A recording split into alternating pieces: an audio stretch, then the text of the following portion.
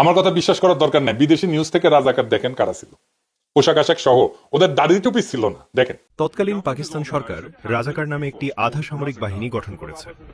রাজাকারদের প্রধান কাজ হল রাস্তাঘাট বন্ধ করা। প্রায়শই তারা শক্তি প্রদর্শনের মাধ্যমে তা পালন করে এবং প্রধান সরকারি স্থাপনাগুলির চারপাশে প্রহরী হিসেবে কাজ করে। রাজাকারদের সাথে যুক্ত কিছু সদস্য ছাত্র, কিন্তু অনেকেই মুসলিম লীগের জঙ্গি শাখা থেকে আসে, যারা 25শে মার্চের পরের বেশিরভাগ হত্যাকাণ্ড এবং গ্রাম পুড়িয়ে দেওয়ার জন্য দায়ী ছিল। তারা সকলেই পূর্ব বাঙালি এবং সরকার সরাসরি তাদের বেতন দেয়। কিন্তু কেউ জানে না যে যদি সেই আনুগত্য কখনো চাপের মধ্যে থাকে, তবে তারা সরকারের প্রতি কতটা অনুগত থাকত। দেখছেন, এই মুসলিম লীগের পুরাটাই বিএনপি ঢুকিছে। মির্জা ফখরুলের বাবাই তো মুসলিম লীগার ছিল, পাকিস্তানের মন্ত্রী ছিল। আমি খসরু মাহমুদের বাবা মুসলিম লীগার ছিল। মির্জা ফখরুল দাবি করে তার বাবা 1971 শরণার্থী শিবিরে ছিলেন, একজন পাকিস্তানের মন্ত্রী, মুসলিম লীগ করার লোক। কেন ইন্ডিয়া পালাবে 1971-এ? তার উপরে যায় শরণার্থী শিবিরে থাকবে। চুপে চাপে মেলানো যায়? আপনার কমন সেন্স কি বলে? যাই হোক, আমরা ওইদিকে না যাই। জামাতের ভূমিকা ছিল দুইটা জায়গায়, শান্তি কমিটি আর আলবদরে। এখন এই আলবদরকে দায়ী করা হয় বুদ্ধিজীবী হত্যায়। এই দাবিটা প্রমাণ করা মুশকিল অনেক কয়টা কারণে। কে দোষী আমি সেটা ঠিক করব না, আমি দেখাইতেছি রাষ্ট্র কিভাবে মিথ্যা দিয়ে ইতিহাস বানায়। আসেন ওই অংশটুকু একটু দেখি। আমি আলবদর বলছি বলে একটা বই আছে, একজন আলবদর ছিল, সেই লিখছে। সে বলতেছে যে তাকে গ্রেপ্তার করা হয়েছিল, জেলে ছিল সে। গ্রেপ্তার করা হইল, তারে ইন্টারোগেট করা হয়েছে, তার কাছ থেকে তথ্য নেওয়া হয়েছে, কিছুই নেওয়া হয় না। তাইলে তো তার কাছে কিছু এভিডেন্স থাকতো, বলতেছে আলবদর। কিন্তু আলবদর তো ধরছিলা, তারা জেলেও রাখছিলা, তো তারে ইন্টারোগেট করে তাদের তথ্য নাও নেই, সে তথ্যটা ভেরিফাই করো নাই, ক্রস চেক করো নাই কেন? কার দোষ সেইটা?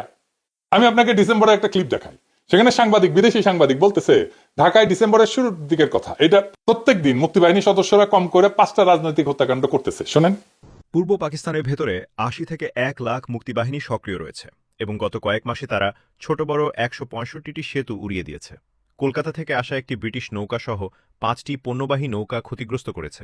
1600 টনের একটি পাটের বার্জ ডুবিয়ে দিয়েছে এবং একটি বিদ্যুৎ সাবস্টেশন উড়িয়ে দিয়েছে। এবং তারা কেবল ঢাকাতেই প্রতিদিন 6টি রাজনৈতিক হত্যাকাণ্ড ঘটিয়েছে। তার মানে ঢাকার মধ্যে শক্তিশালী অবস্থান তৈরি করে ফেলছে গেরিলারা।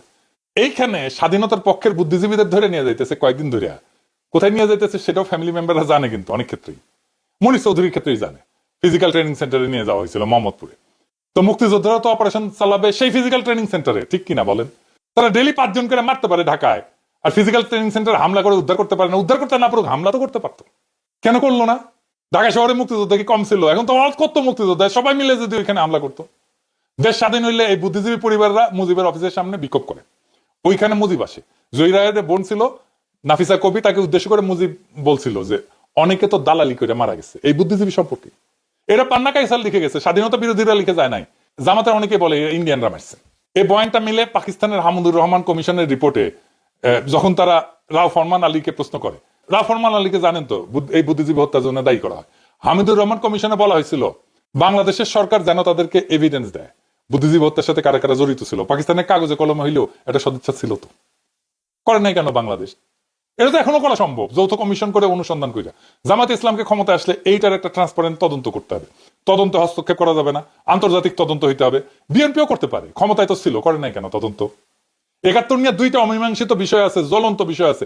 একটা গণহত্যার সংখ্যা, কতজন মারা গেছে, কতজন শহীদ হয়েছে, আর একটা বুদ্ধিজীবী হত্যার দায় কে করছে আসলে? আওয়ামী লীগ, বিএনপি, জাতীয় পার্টি কেউই করে নাই। যদি প্রশ্ন করি যে আসলে তারা তদন্ত করলেই দায় দেওয়ার রাজনীতি করতে পারবে না, তাই করে নাই। মানিক বন্দ্যোপাধ্যায়ের প্রাগৈতিহাসিক বলে একটা উপন্যাস ছিল, ওইখানে এক ভিখারি, তার পায়ে একটা ঘা ছিল, বিভৎস ঘা। ওই ঘায়ে চিকিৎসা করতো না, কারণ চিকিৎসা করলে ভালো হয়ে যাবে, আর ঘা দেখায় ভিক্ষা করতে পারবে না। তাই আওয়ামী লীগ, বিএনপি এই ক্ষতের কোনো চিকিৎসা করেনি 71 নিয়ে, কারণ চিকিৎসা করলে মুক্তিযুদ্ধের চেতনা বেইচা ভোটের রাজনীতি করতে পারবে না। এটাই হইতেছে আসল সত্য। এই যে বিএনপি আওয়ামী লীগের বয়ান নিজের মুখে তুলে নিছে, এই জন্য নিজের আত্মহত্যার পথে গেছে।